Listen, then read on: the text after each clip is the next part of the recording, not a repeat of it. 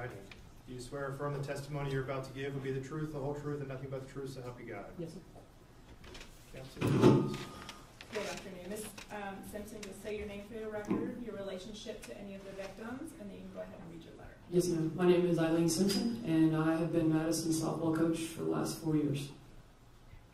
You can go ahead and read the court's narrative. Thank you. Honorable Judge Smith, thank you for taking the time to listen to our heartfelt letters on this very sad and emotional day. On June 3rd, 2023, changed the lives of so many people, but none more than Madison Shemmons. I was getting ready to go to a softball event when I got the call that Madison and Jackie had been stabbed and were on the way to the hospital. I arrived immediately, only to find Jackie arriving by ambulance. She was bloody, confused, disoriented, and absolutely broken. All she could tell me was he stabbed her. She begged me to find Madison. I found Madison. She was bloody, tubes everywhere, doctors and nurses all around her. She looked so sad. I will never forget the look on her face. As only Madison would be, she asked about Jackie. Soon it would be time for Madison to be rushed to surgery. There was no one that was going to keep Jackie from walking her precious daughter and being by her side. I helped Jackie get into Madison's room, and the emotion was unlike anything I had seen in 32 years of law enforcement.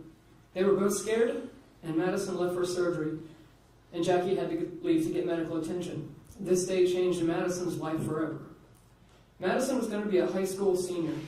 She was going to be the captain of her softball team. She had plans to attend college. She was the best big sister anyone could have. She was the best friend anyone could have. She was the best daughter a mom could have. Madison was loved by everyone. She is smart, kind, funny, and most of all, honest. Over the next few hours, I watched Jackie agonize over the condition Madison was in. For a while, we did not know if Madison would live or die. A JSO officer found me to tell me that some of Madison's friends were in the quiet room, and they needed me to go down there and talk to them. Most of them were my girls from our softball team.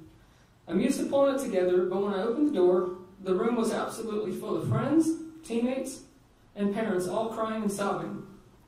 Those kids were there for Madison. They were terrified of what they were seeing. None of the kids left. They stayed all night into the next morning. I watched Jackie in total fear of what could happen to younger children that were at home alone. Jackie and Madison went to a local restaurant for food. Who would ever think that the outcome of lunch would be your children were home alone and your daughter was in life-threatening condition, and you had sustained very serious stab wounds yourself? Jackie had to be brave and eventually tell her younger children what happened to their beloved sister. I watched Jackie struggle for the hope that her daughter would be okay and her children were okay.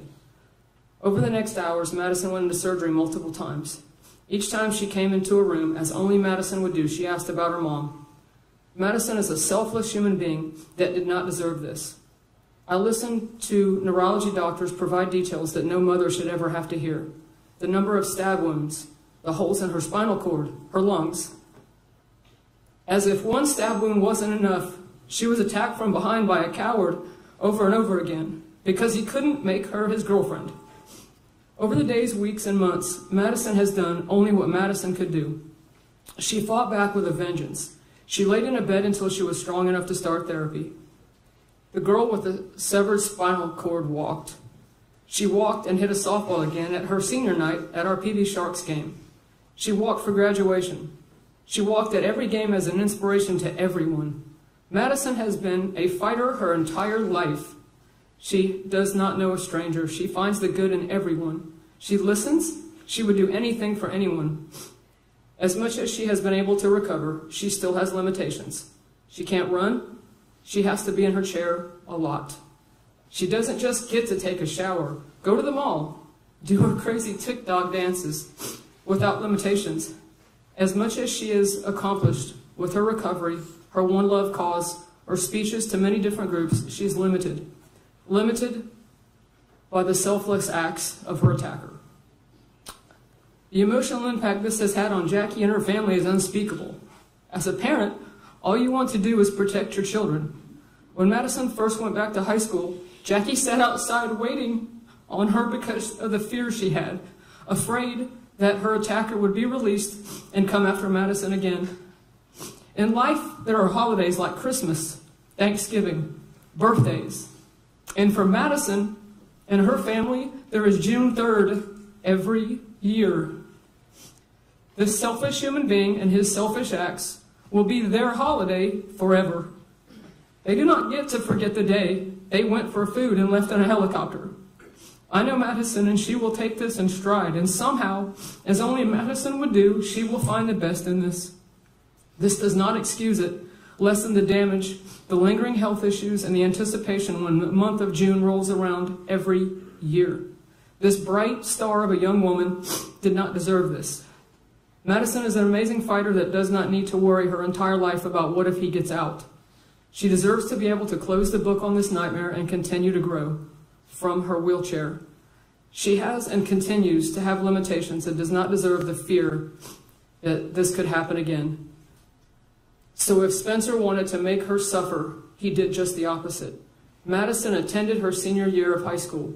She was the captain of her softball team. She walked for her graduation and she is attending college. She is the best daughter, sister, friend anyone could ask for.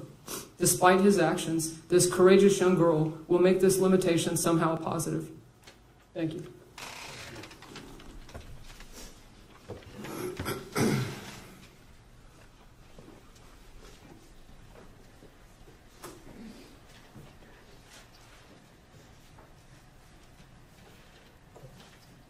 At this time, we're going to call Dr. Harry Clark. All right, Dr. Kraut, if you'll come forward. See here.